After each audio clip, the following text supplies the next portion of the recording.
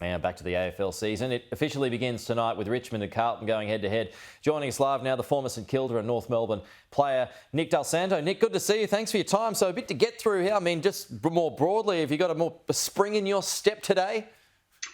Yeah, it's an exciting morning to wake up as a football lover and really looking forward to, I guess, how the whole season plays out. But it starts tonight at the MCG with the traditional start to our season with the Tigers taking on the Blues. Now, this game hasn't always lived up to the hype, given the dominance of the Tigers over the Blues for the last probably 10 to 15 years, but really excited because the Blues are back. Their supporters should be really excited, and hopefully we get a ripping start to our AFL season. Let's go to tomorrow. We've got Collingwood against Geelong. Now, Collingwood closed out the season pretty well last year. It had a few off-field dramas in between. Do you think how much of a distraction could that be, or do you expect it to continue last season's form into this year? I can actually see the Pies slipping a little bit. They were superb last year. They won a lot of close games. I think it was about 11 off the top of my head. They actually lost that preliminary final to get into the granny by under a kick, so it continued throughout the course of the year. I see them as slipping. They may not miss the finals, but I see them in the bottom of the top 8 this year, and the Cats will continue to do what they always do. Do you think they'll be superb? They'll win finals. Sneaking into the top 8, do you think? Just sneaking in. It's going to be competitive, that top end, and I think the Pies are just below it. Who's your dark horse for the season? Oh, that's a very good question. I think the Blues are capable of going all the way. We just have not seen it with such a talented squad, but they have all the pieces that you want to be able to compete at the end of the year. Okay, outside of Victoria, a couple of the other states, Lions, Port Adelaide. How do you see that one shaking down? Well, I'd love to see what Port Adelaide are. I don't know what they're going to produce this year. The Lions should be right around the mark. I expect them to have a fantastic regular season as they have for the last 3 or 4 years. They will be judged and assessed in September. So we have to wait a little while, but I think the Lions will just coast through. Okay, and what about Sydney? They've got the Suns this weekend, but how do you see Sydney going ahead? Well, there's a lot of talk about when you get beaten comfortably in a grand final, you really drop off. I don't see it from the Swans. They've got a young, exciting list. They have this capability of just backing up year after year, so I expect them to be really solid again. They'll get the job done on Saturday night. Okay, just away from of the actual game, concussions is certainly back in the headline. You had that class action that was launched earlier this week. What do you make of the momentum that is building?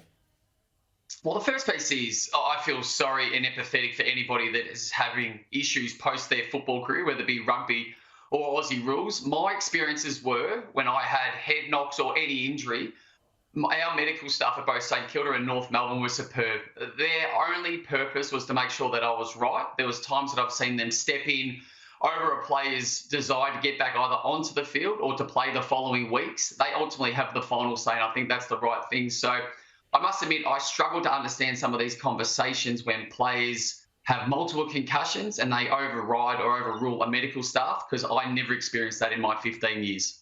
Right, so if, you got a head knock. I mean, there's some players who just battle on regardless. It's just in them. But your inclination was to always just to sit it out.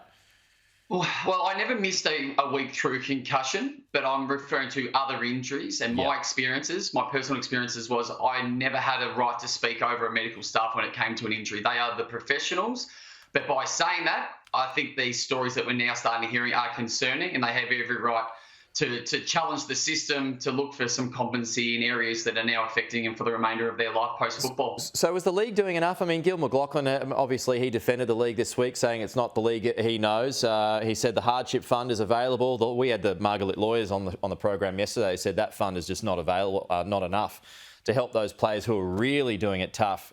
Do you think the AFL is where it needs to be for ongoing support post-career? I think, and I just heard that little grab from the NRL prior to me coming on about post your career scans and brain scans and ways to support all players post their football career, just to stay on top of these things and maybe get on top of them before it gets away. But once again, my experiences is with the evolution and the medical advice being evolved from year to year, that we're starting to learn more about it. 20-odd years ago, 25 years ago when I started, none of this existed. So it's really difficult to say in hindsight we should have done this when that technology and that level of concern wasn't there. the AFL as it currently stands, I think, are doing a really good job to protect all players as their priority to make sure that they're healthy. Okay, good one. Hey, Nick, here we go. We're underway. Appreciate your time. Thanks for joining us this morning with your thoughts.